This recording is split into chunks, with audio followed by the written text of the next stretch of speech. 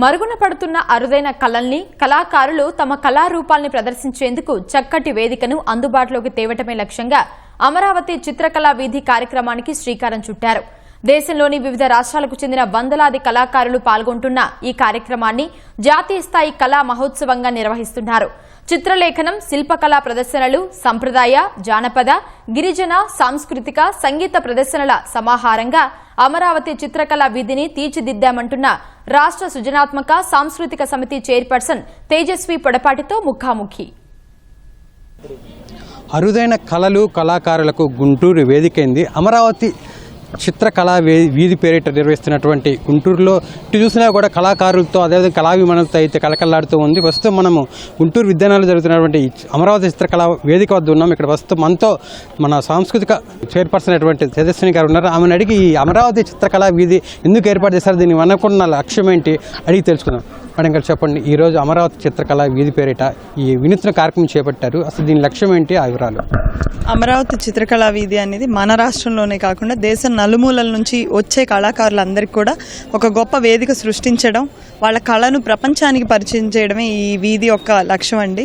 ఈరోజు మీరు చూస్తే ఇక్కడ దేశం నలుమూలల నుంచి వచ్చిన 700 మంది కళాకారులు వాళ్ళ ప్రతిభను చాటడానికి, ఇందులో పెద్ద పెద్ద కళాకారులు ఉన్నారు, ఇప్పుడు నేర్చుకుంటున్న చిన్నారులు ఉన్నారు, మిల్లెట్స్ తోటి లేదంటే స్కల్ప్చర్ ఆర్ట్ తోటి different forms of art, handicrafts.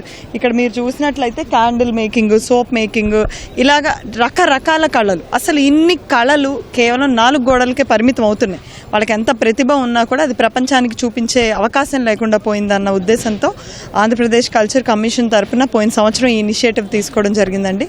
రాజమండ్రిలో అద్భుతంగా సాగింది. ఈ సంవత్సరం మేము గుంటూరుని ఎంచుకోవడం జరిగింది. ఈ కళావేది కార్యక్రమానికి ఎంతమంది కళాకారులు వచ్చారు, అదేవిధంగా ఏ రాష్ట్రాల నుంచి వచ్చారు, ఆ వివరాలు. ఇది దాదాపు 700 మంది ఆర్టిస్టులు రిజిస్టర్ చేసుకున్నారండి. కేరళ, తమిళనాడు, కర్ణాటక, ఒరిస్సా, ఢిల్లీ, గోవా, ఇలాగా వివిధ ప్రాంతాల నుంచి. అంటే ఒక్కొక్క ప్రాంతంలో ఒక్కొక్క రకమైన ఆర్ట్ ఉంటుంది. ఇప్పుడు కేరళలో మ్యూరల్స్ ఎలాగ ఫేమస్, ఒరిస్సాలో ఒక టైప్ ఆఫ్ ఆర్ట్. ఈ ఆర్ట్స్ అన్నీ కూడా మీరు ఇక్కడ తిలకించవచ్చు. రకరకాల రాష్ట్రాలు, తమిళనాడు వాళ్ళ ఆర్టిస్ట్ వచ్చి మా స్టేట్లో కూడా ఇలాంటిది పెడితే బాగుండు అని చెప్తున్నప్పుడు మనం ఇది ఇచ్చాము, మన కళాకారులకు భరోసా ఇచ్చామన్న ఆనందం కూడా మా అందరిలో కలుగుతుంది. దీనికి ప్రభుత్వ సహకారం ఎలా ఉంది? అటు మంత్రులు కావచ్చు, స్థానిక ప్రజాప్రతినిధులు మీకు ఎలా సహకరిస్తున్నారు? ప్రభుత్వ సహకారం అండి. చంద్రబాబు నాయుడు గారు అధికారంలోకి వచ్చిన దగ్గర నుంచి, కూటమి ప్రభుత్వం పరిపాలనలోకి వచ్చిన దగ్గర నుంచి కళాకారులకు ఒక గొప్ప వేదికను కల్పించాలి, వాళ్ళకు ఒక గౌరవాన్ని ఇవ్వాలి అన్న ఉద్దేశంతోనే 5 ఏళ్ళు ఆగిపోయిన ఉగాది పురస్కారాలను మళ్ళీ తిరిగి తీసుకొచ్చాం. అదేవిధంగా చంద్రబాబు నాయుడు గారి ఆదేశాలతోటి, కందుల దుర్గేష్ గారి మార్గదర్శకంతో ఈరోజు కళాకారులకి వినూత్నమైన వేదికలు, అంటే ఎప్పుడు కల్పించేలాగా ఎగ్జిబిషన్ పెడితే పెద్దగా జనాలు రావట్లేదు. అందుకని ఈరోజు వాళ్ళకి వినూత్నంగా రహదారుల పైన పెడితే ప్రజలు తిరిగే ప్లేస్లోనే కళను తీసుకెళ్లి పెట్టాలి అన్న ఉద్దేశంతో ఇలాంటిది పెట్టాం. కొన్ని వేల మంది ప్రజలు వచ్చి వీటిని చూస్తున్నారు. వాళ్ళకు కూడా చాలా ఆనందంగా ఉంది. కొనేవాళ్ళు కూడా పెరిగారు. లాస్ట్ టైం 35% సేల్ అయింది. ఈసారి ఇంకా మెండుగా అవ్వాలని మేము మనస్ఫూర్తిగా కోరుకుంటూనే ప్రజలకి చేరువ చేసేందుకు ఇట్లాంటి ప్లాట్ఫామ్స్ మరెన్నో ఆంధ్రప్రదేశ్ ప్రభుత్వం తీసుకోబోతుంది. కళలను ప్రోత్సహించడం, కళాకారులను ప్రోత్సహించడమే కాకుండా దీని వెనక ఒక మంచి చక్కటి ఒక కాజు కూడా ఉంది. ఏంటి ఆ కాజు, ఏంటి ఆ వివరాలు? పోయిన సంవత్సరం రాజమండ్రిలో మన రాష్ట్రంలో పికాసా అని పిలువబడే దామెర్ల రామారావు గారి ఆర్ట్ గ్యాలరీ ఎంతో పురాతనమైన స్టేజ్లో, పాడుబడిన స్టేజ్లో ఉంది. దీని ద్వారా వచ్చిన ఆ స్టాల్స్ రిజిస్ట్రేషన్ ద్వారా వచ్చిన నిధులకి కొంత ప్రభుత్వం కూడా జోడించి అది రెనోవేట్ చేయడం జరిగింది. ఆ ప్రామిస్ని నిలబెట్టుకున్నాం. ఈ సంవత్సరం కొత్తగా కళాకారులను తయారు చేయాలనే ఉద్దేశంతో గుంటూరు గవర్నమెంట్ స్కూల్స్లో ఉన్న కొంతమంది విద్యార్థులకి స్కూల్ పెయింటింగ్ కిట్స్ని అందించే ఒక ఇది తీసుకున్నాం.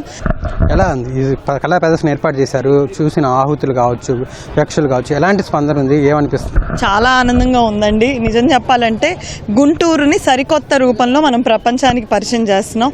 గుంటూరు అనగానే ఇంతకుముందు రాజకీయం, వ్యాపారం, విద్య, ఇలాగా ఈ ప్లాట్ఫామ్సే గుర్తొచ్చాయి. ఈరోజు గుంటూరులో కళ, అమరావతి చిత్రకళా వీధి గుర్తొచ్చే విధంగా ఈ రోడ్డు తయారవ్వడం, అంటే ఈ వీధికి వస్తే మీరు పూర్తిగా సాంస్కృతిక ప్రపంచంలో మునిగిపోవచ్చు.